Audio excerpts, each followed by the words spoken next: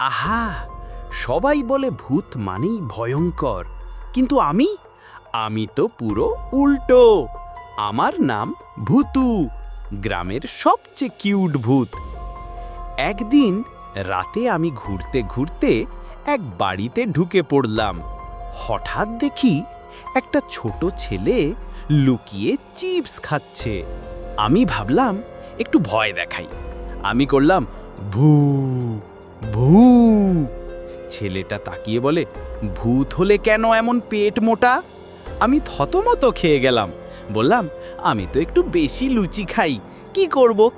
তারপর সে বলল, তুমি ভয় দেখাতে আসছো না খেতে আসছো? আমি বললাম, আসলে দুটোই।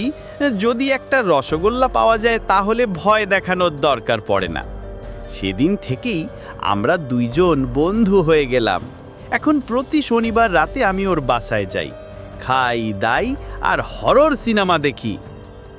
আসলে সব ভূত ভয়ঙ্কর হয় না, কেউ কেউ একটু মজার আর খাওয়া দাওয়াতে বেশি আগ্রহী।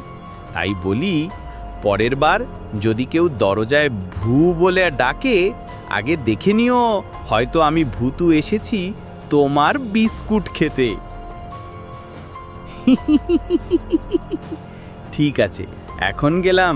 ফ্রিজে দই রেখো, আমি আবার আসবো।